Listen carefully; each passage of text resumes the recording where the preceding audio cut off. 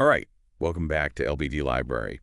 Last month, we kicked off this exploration of $51 million business ideas, and wow, you guys really seem to dig. I know I was super stoked about those first 17, but get this, we're just getting warmed up. Today, we're going to dive into the next batch, 17 more opportunities, and these are, well, even more diverse, and even, dare I say, more intriguing. I think what's really cool about this next set is that they tap into some major trends that are happening right now. We're talking about niche expertise, personal branding, and this real hunger for solutions to really specific problems, especially in such a fast-changing world. Yeah, for sure. So let's just jump right in. Okay, first up, we've got influencer marketing agencies. Now, influencer marketing has been a hot topic for a while now, so why is starting an agency such a potentially lucrative business?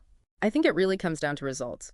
Businesses are seeing incredible returns, like an average of $5.20 for every dollar they spend on influencer marketing. I mean, who wouldn't want that?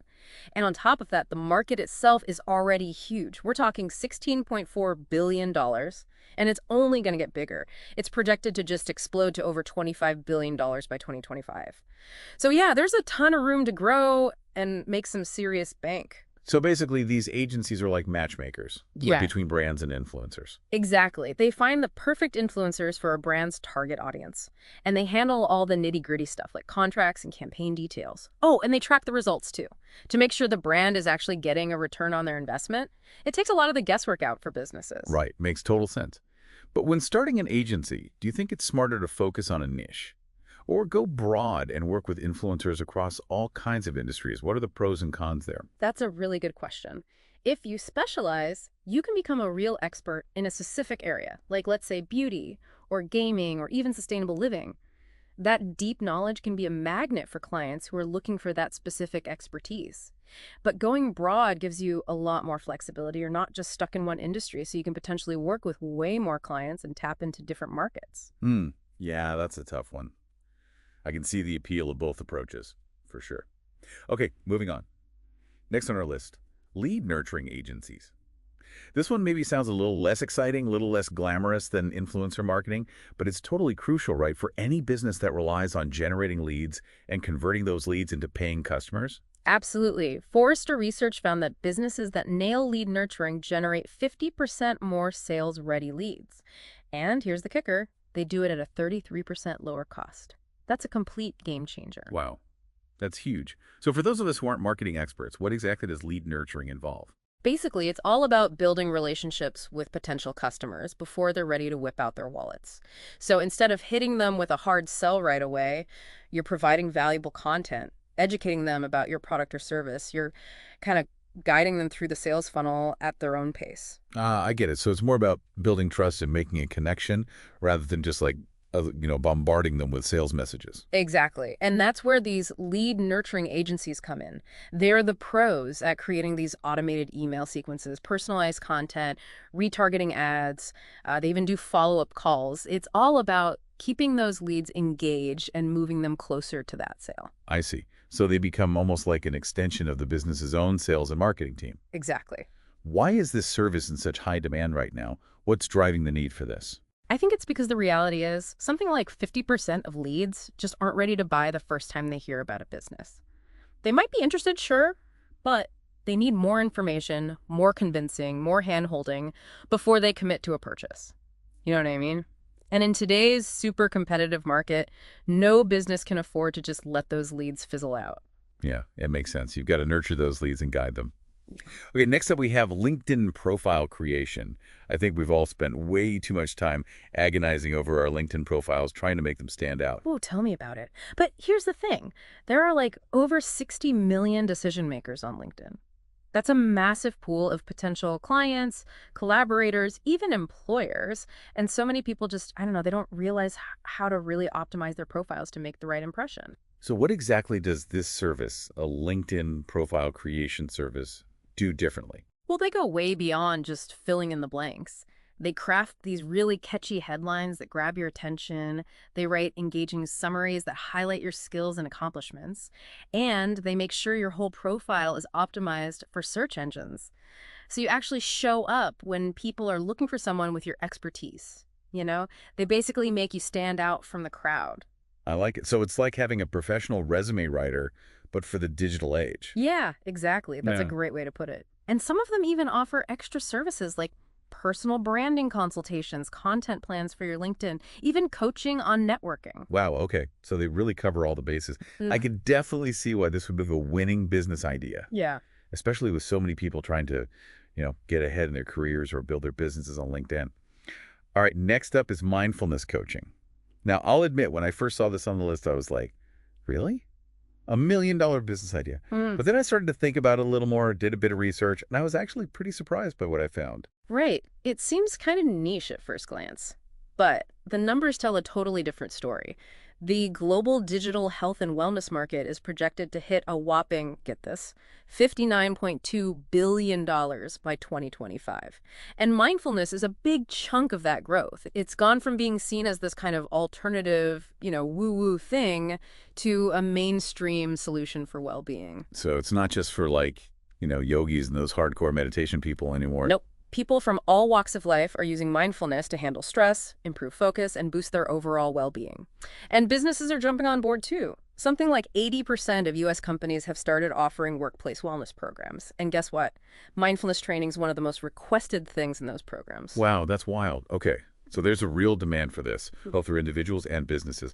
But what exactly does a mindfulness coach do? What does it actually look like? Well, it varies, but they often teach different techniques like meditation, deep breathing exercises, mindfulness practices, stuff people can actually use in their everyday lives. Some coaches do one-on-one sessions, some lead group workshops or online courses. You can even find guided meditations and apps to help people cultivate mindfulness. Yeah, I've seen those. Okay, so what about the financial side of things? Are people actually willing to pay for mindfulness coaching? Oh, absolutely. I mean, the American Psychological Association found that these mindfulness-based interventions can reduce stress by, get this, 30% and improve well-being in general. So people are seeing real benefits, tangible benefits, and they're willing to invest in their mental and emotional health. That's really good to hear. All right, let's talk about niche newsletters. I've noticed more and more of these popping up lately, and some of them are insanely successful. Yeah, it's a smart model. You know Substack, right? One of the biggest platforms for these newsletters. Well, they've got over 500,000 paid subscribers, and some creators are making over $1 million a year. That's the power of niche right there. Yeah. $1 million from newsletters. That's incredible. Yeah. What's the secret? Why are these niche newsletters doing so well? Well, it's all about that highly targeted content for a really passionate audience. Instead of trying to appeal to everyone, you zero in on a specific topic. Maybe it's like vintage watches or Korean skincare or even just indie music, whatever you're into.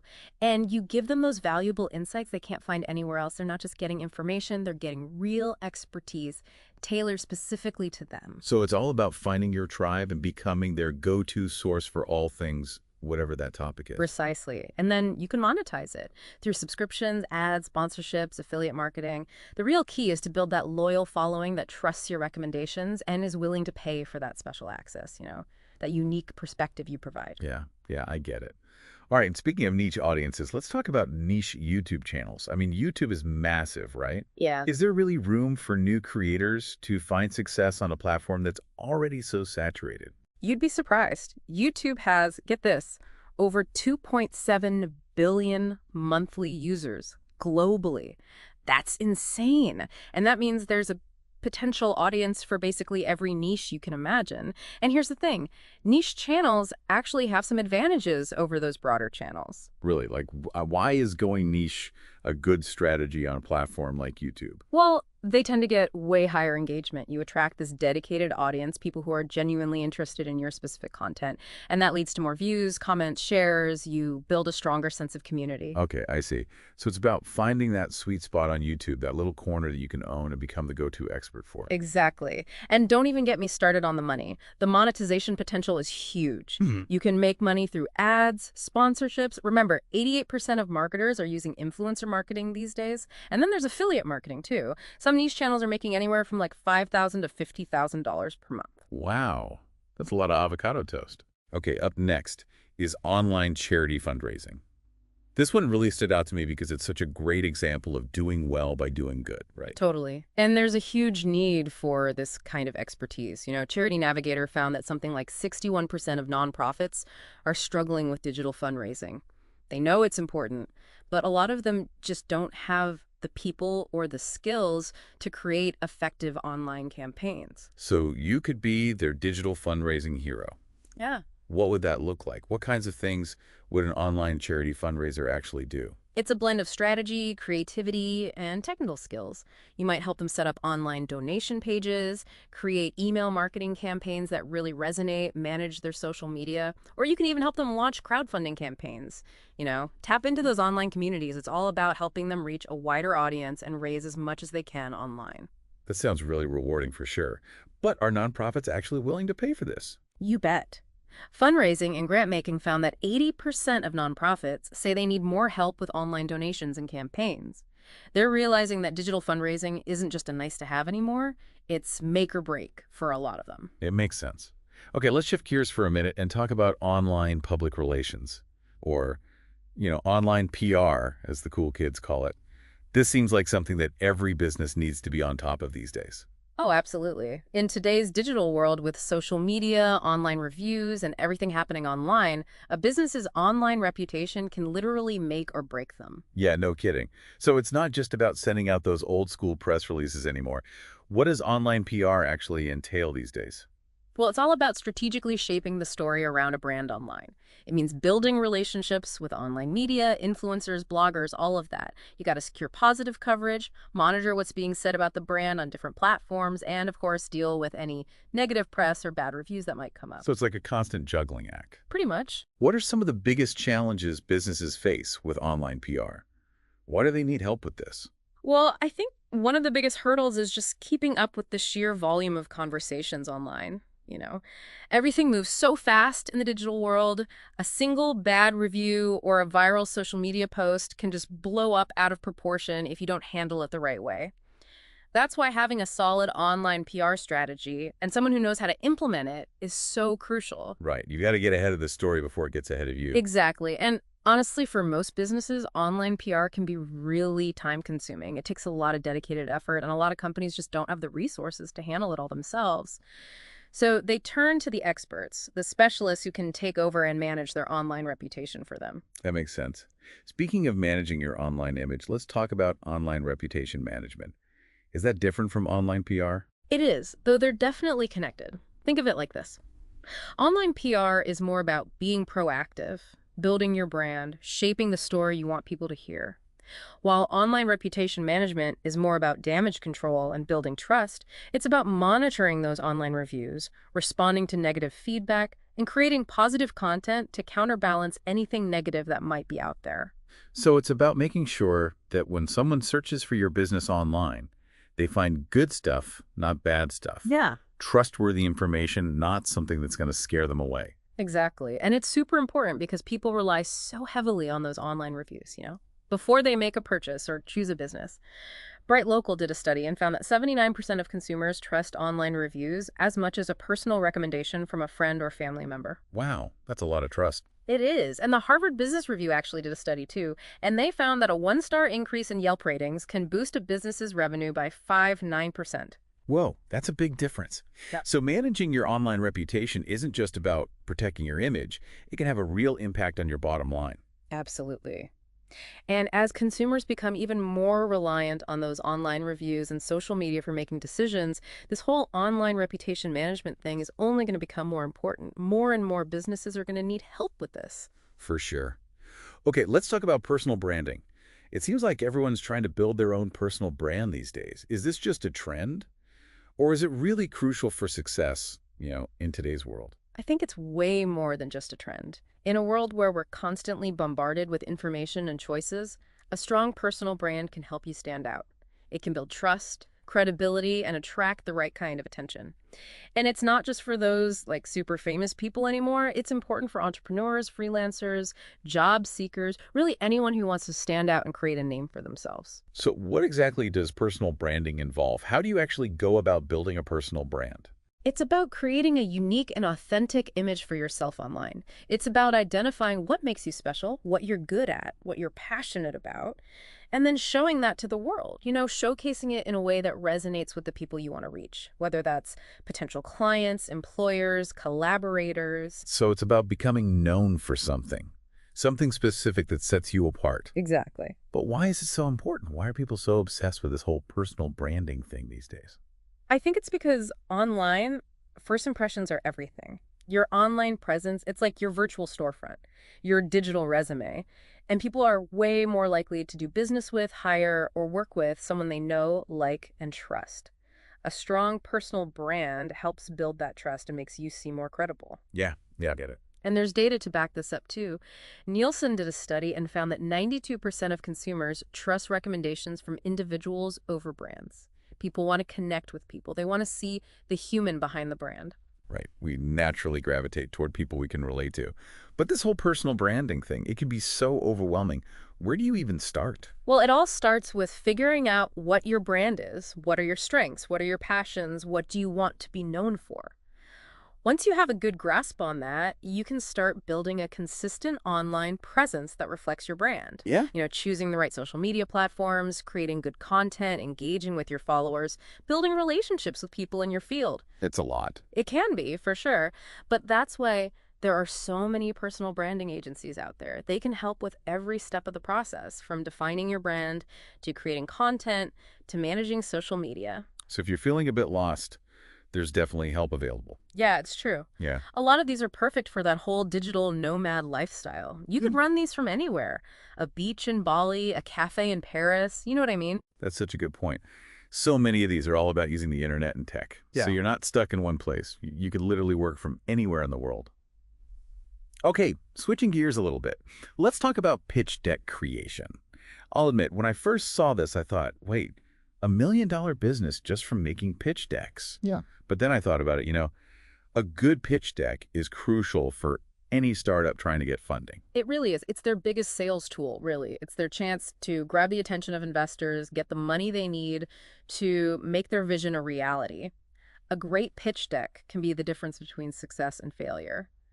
For a startup, I mean. So what does a pitch deck creator actually do? Is it just like making a fancy PowerPoint, or is there more to it? Oh, it's way more than just slides. They're like storytellers. They work with their clients to build a narrative that really showcases the potential of the business. They know how to highlight the things investors want to see, like what problem they're solving, their solution, the market opportunity, the team, and of course the financial. Right, so it's not just about presenting the information. It's got to tell a story. Investors need to be convinced. Exactly. A great pitch deck needs to hook them from the first slide and keep them engaged all the way through. I get it. But do businesses actually pay for this? Is there a real market for this kind of service? Definitely Pitch.com, that platform for pitch decks, they found that 95%, 95% of venture capitalists say a good pitch deck is essential when they're deciding whether to invest. So basically, a professionally made pitch deck can be the deciding factor in getting funding. Yeah, pretty much Forbes even said that a really good pitch deck can boost a startup's chances of getting funded by 50%. Wow, that's huge. So if you're good at design, you can tell a good story, and you understand what investors want. This could be a really good business opportunity. It's a niche market, for sure, but there's definitely money to be made. And as more and more startups pop up looking for funding, this is only going to become more in demand. Okay, let's move on to another one that I think is really interesting, podcast agencies. I knew you'd like this one. I mean, podcasts are everywhere these days. It seems like everyone has one. It's crazy how much it's grown. Statista actually predicts that the global podcasting market will hit $4 billion by 2024. $4 billion. That's a lot of people listening to podcasts. Yeah. Okay, but what do these podcast agencies actually do? They pretty much do it all to help clients launch and manage their podcasts. Everything from coming up with the concept and finding the right equipment to booking guests, recording, editing, creating all the marketing stuff, and promoting the podcast to get more listeners. So they handle all the behind-the-scenes stuff so the client can focus on the content. Yep, exactly. And podcast hosts found that over half of podcast creators, 52% to be exact, are already using professional production services. Wow, so there's definitely a need for this. Why do you think podcasters need this kind of help? Well, making a high-quality podcast takes a lot of work. It's not just about recording and uploading an episode. There's a ton of planning, editing, marketing, all that stuff. It's a lot to handle, especially if you're trying to do it all yourself, on top of everything else you've got going on. Makes sense. Yeah. Especially if you're trying to run a business or have a full-time job. It's hard to be consistent when you're juggling so many things. Right. And consistency is key with podcasts. You got to keep putting out new episodes to keep your listeners engaged. And that's where these agencies come in. They take care of all the time-consuming stuff so the podcaster can focus on making great content. Okay, next up, we've got productivity consulting. This one seems super relevant right now. Everyone's feeling overwhelmed. There's just so much to do, not enough time. It's a service that so many people need, both individuals and businesses. Actually, Markets and Markets predicts that the global market for productivity management software will reach almost $100 billion by 2025. $100 billion. So businesses are clearly investing in this too. Okay, but what exactly does a productivity consultant do? How do they help? It's all about finding ways to work smarter, not harder. They work with people to figure out what their biggest productivity roadblocks are and then create a plan to overcome them. This might involve things like streamlining their workflows, improving time management skills, finding better ways to communicate, or even just helping them pick the right productivity apps. So it's about more than just working longer hours. It's about being more efficient and intentional with your time. Exactly. And a study by Evernote found that 57% of professionals feel completely overwhelmed by their workload. So this is a real problem for a lot of people. Yeah, I can relate. So there's definitely a need for this. Yeah. And it's only going to grow as work demands increase and the line between work and life gets blurrier. For sure. Okay, let's talk about another business that's perfect for the rise of remote work and online businesses. Remote support agencies. As more and more businesses move online, this just makes sense. It does. Global e-commerce sales are expected to hit $6.3 trillion by 2024. That's a massive market, and they're all going to need support. Yeah, absolutely. So what exactly do these remote support agencies offer? They offer a ton of different services. Customer service, technical support, order processing, live chat, email support, you name it. They're basically a virtual extension of the business, providing support to customers from anywhere in the world. So it's like having your own support team, but without the hassle of actually managing a team. Exactly, and it's way more cost-effective. Businesses don't have to pay for office space, benefits, all that stuff. They just pay for the support they need. That's a good deal. Yeah. But can they really provide the same level of service as an in-house team? Oh, absolutely. In fact, a lot of them specialize in creating amazing customer experiences. They know that good support is crucial for building loyalty and getting repeat business. Plus, because they're remote, they can often offer 24/7 support, which is a big win for global businesses. That's huge for companies with customers all over the world. Okay, let's talk about something that's totally changed the software game. SaaS, or software as a service. This has become the go-to model for software companies now, and for good reason. The global SaaS market is predicted to hit $436.9 billion by 2025. That's insane. Wow, that's a lot of software. So break it down for me. What is SaaS exactly? How's it different from regular software? So with traditional software, you buy a license, install it on your computer, and that's it. You own that version until there's an update. But SaaS is totally different. The software is hosted on the provider's servers, and you access it online through a subscription. So you pay a monthly or annual fee to use it. So it's like renting software instead of buying it. Yep, exactly. And this has some big advantages for both the software company and the customer. Like what? Well, for software companies, the biggest thing is the recurring revenue. Instead of getting paid once, they get a steady stream of income from subscriptions. It's a much more stable business model, and they don't have to worry about people pirating their software. For customers, it's about accessibility. You can use the software from anywhere, on any device, as long as you have internet. And it's more affordable, too. You don't have to pay a huge upfront cost to buy the software. Plus, you can easily scale up or down as your needs change. I see. So it's a win-win for everyone. Okay, let's move on to another big one. Social media ad management. This seems super important, but also really intimidating, That's a specialized skill set, that's for sure. But it's in super high demand. Global spending on social media ads is projected to reach over $230 billion by 2024. $230 billion. So businesses are definitely taking this seriously. What exactly does a social media ad manager do, though? They're the ones who make sure those ads are actually effective. They develop strategies, write the copy, design the visuals, target the right audience, and then they track the results to see what's working and what's not. So they're like the social media marketing wizards. Pretty much. And they're in high demand, too. LinkedIn's 2023 job report found that social media manager roles are some of the most sought after in digital marketing. So if you're good at this, you'll have no problem finding a job. Nope. And it's not as easy as it looks. HubSpot, that big marketing software company, found that 70% of marketers struggle to create high-performing social media ads. It's definitely an art and a science. Yeah, I bet. Okay, last but not least, we have software testing.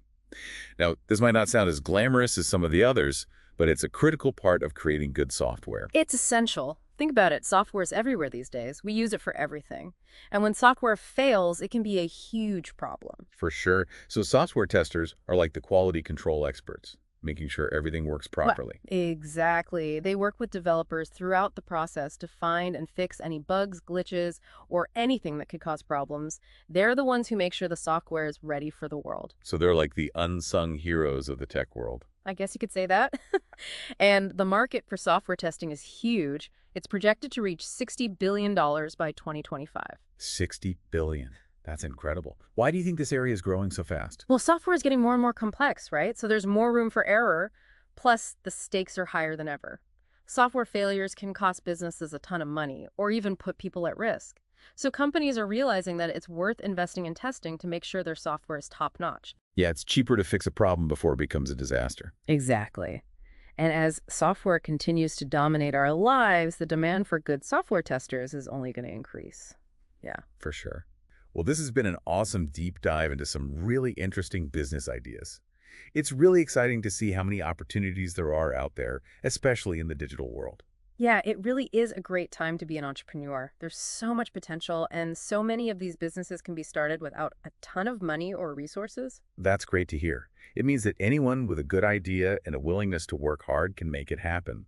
But don't forget, this is only part 2 of our 3-part series on million-dollar business ideas. We've got one more episode coming up next month where we'll reveal the final 17 businesses that could make you a millionaire by 2025. So make sure you tune in next month for the grand finale. And in the meantime, head over to lbdlibrary.com. You'll find tons of great resources on digital marketing, news, reviews, articles, interviews with experts, everything you need to stay ahead of the game. Thanks for joining us for this deep dive into million-dollar business ideas. We'll see you next month for the final 17.